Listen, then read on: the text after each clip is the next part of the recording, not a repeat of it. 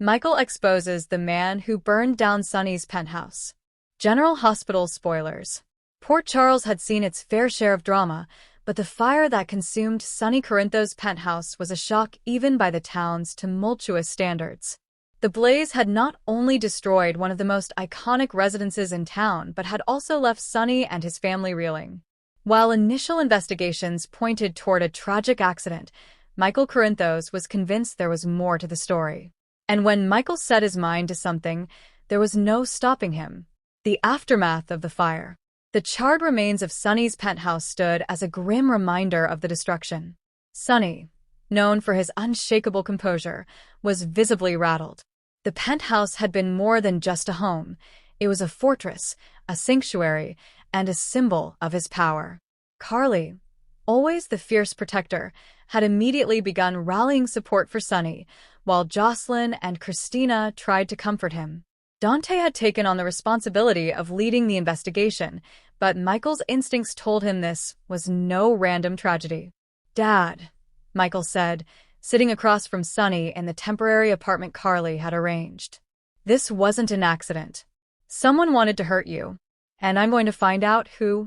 Sonny's dark eyes narrowed, his voice low and steady. "Be careful, Michael.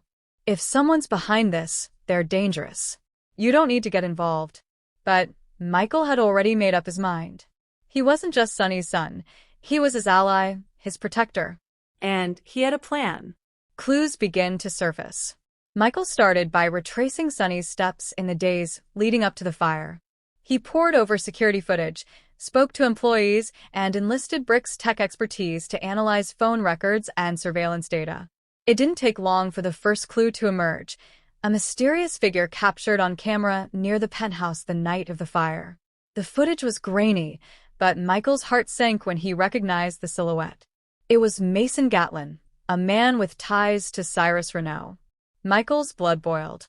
Cyrus had been a thorn in Sonny's side for years, and if he was behind this, Michael wouldn't rest until justice was served. Michael shared his findings with Dante, who was initially skeptical. "Mason's been keeping a low profile since Cyrus went to prison," Dante said. "But if he's involved, we need solid proof." "Then we'll get it," Michael replied. "Whatever it takes." A dangerous game. Michael's investigation led him to a seedy warehouse on the outskirts of town, a known meeting spot for Cyrus associates.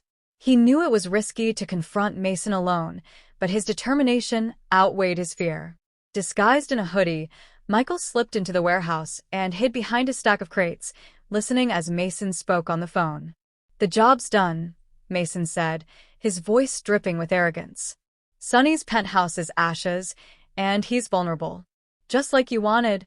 Michael's heart raced. He pulled out his phone and recorded the conversation, but before he could slip away, Mason spotted him. Well, Mason sneered. "If it isn't Sonny's golden boy. You've got guts coming here, kid. Too bad it's going to cost you." A tense standoff ensued. Mason lunged at Michael, but years of training with Jason Morgan had prepared him for moments like this. Michael fought back, managing to escape with his recording intact. The confrontation. Armed with the evidence, Michael returned to Sonny and Dante. Together, they devised a plan to expose Mason and bring him to justice. Sonny's network of allies sprang into action, gathering additional proof and ensuring Mason had nowhere to hide. The final confrontation took place at the Metro Court, where Sonny had arranged a public meeting with Mason under the guise of a truce. Unbeknownst to Mason, the room was filled with Sonny's allies, including Carly, Drew, and even a disguised Sam McCall. As Mason smugly entered the room, Michael stepped forward, playing the recording for everyone to hear. The room fell silent as Mason's incriminating words echoed through the speakers. His cocky demeanor evaporated, replaced by panic. "You're finished," Sonny said, his voice cold and unforgiving. "You thought you could come after me and my family? Big mistake." Before Mason could react, Dante and a team of officers entered, placing him under arrest. The crowd erupted in applause, but Michael's focus remained on his father. "It's over," Michael said. "He won't hurt us again."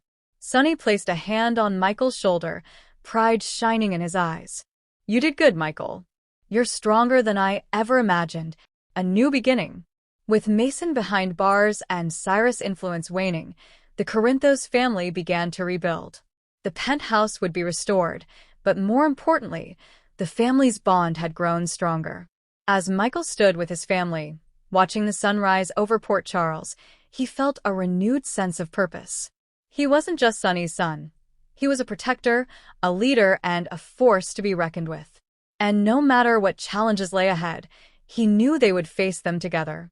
The fire may have been meant to destroy, but in its aftermath, it only served to strengthen the Corinthos legacy. And in Port Charles, where secrets and danger lurked around every corner, the Corinthos family proved once again that they were unbreakable.